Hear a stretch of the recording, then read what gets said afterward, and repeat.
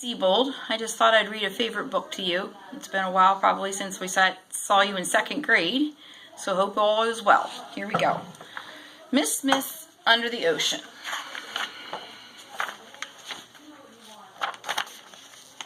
Well, class, I hope you all enjoyed today's field trip to the aquarium, Miss Smith said to her students after they got off the bus at their destination. Much of the earth is covered by water, and it is home to all kinds of plants and animal life. Today we are going to read from some wonderful stories that take place on the high seas, said Miss Smith, opening her book and starting to read. Zach really loved hearing his teacher, Miss Smith, read from her incredible storybook. Whenever she read from the book, the stories actually came alive. Miss Smith's first words were, "The owl and the pussycat went to sea in a beautiful pea-green boat."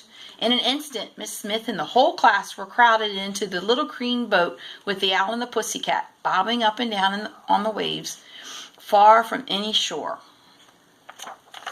The owl and the pussycat looked surprised to see so many people with them, but Miss Smith didn't miss a beat. She opened her book and started to read again, but this time she read from Moby Dick. Just then, a huge white whale lunged out of the water and splashed down next to the boat, nearly capsizing them. When the boat finally finished rocking, Sue Ann asked Miss Smith if she would read her favorite story, The Little Mermaid. No sooner had she started to read than Zach spotted a fishtail flopping in the water. The class could see that it was the Little Mermaid herself, but she was tangled in a castaway fish net. "We have to save her!" shouted Zach. The pussycat quickly steered the pea-green boat to one side of the twisted net. Then some of the class reached over and grabbed it so the Little Mermaid could get free. "Oh, thank you," said the mermaid after she was pulled up into the boat. "You're just in time for a story," Miss Smith said to the Little Mermaid. "Oh, goody, I love pirate tales," answered the mermaid. Miss Smith started to read Treasure Island, and sure enough, a short distance away, everyone saw a pirate ship.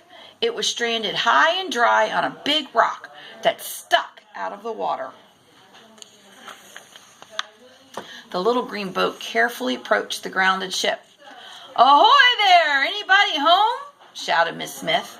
"Ahoy yourself! We're home all right, and we're stuck too," said Captain Long John Silver as he leaned over the rail with the rest of his cranky crew of pirates. "Can we help?" Zach asked. Long John Silver replied, "Yes, you can. We were searching for the island where we buried our treasure when we ran aground. Can you mateys give us a ride?" Without even waiting for an answer, the pirates climbed down from the ship and squeezed into the pea-green boat. "There's an island close by," said the Little Mermaid. "Maybe that's where you buried your treasure." She headed there while Derek took the book and started to read from a story called Robinson Crusoe. When they reached the beach, a very happy man, dressed in ragged clothes, greeted them.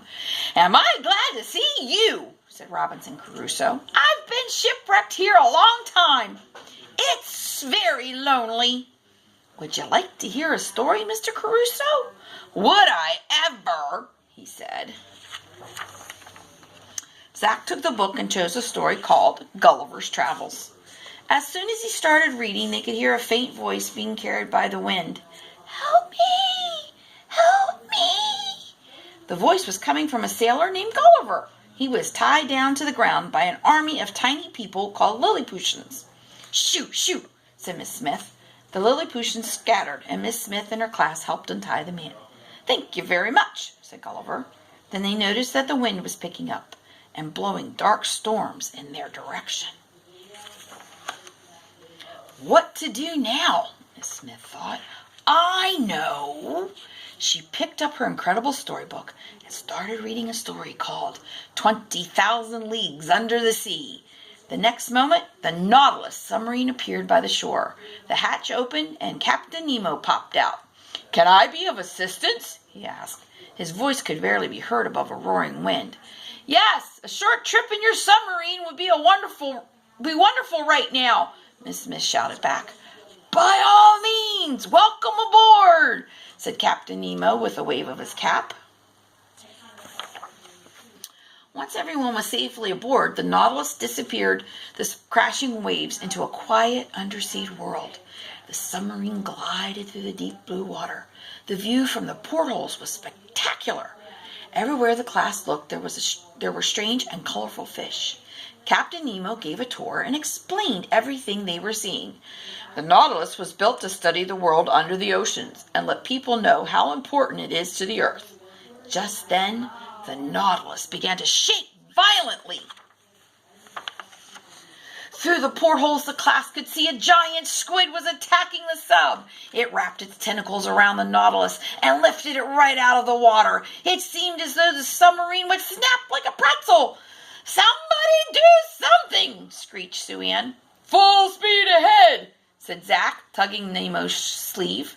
Captain Nemo cranked up the engines until they roared. The submarine could only inch forward, but the giant squid held on tight. Everyone closed their eyes. Then finally, the giant squid lost its grip, and the sub shot up through the water. They were safe.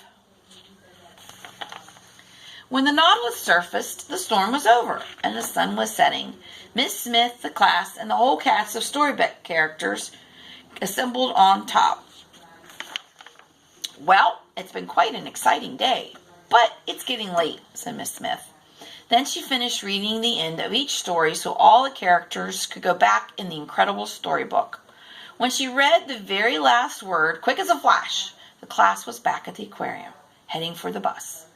Zach thought to himself, "I'll never look at the ocean the same way again."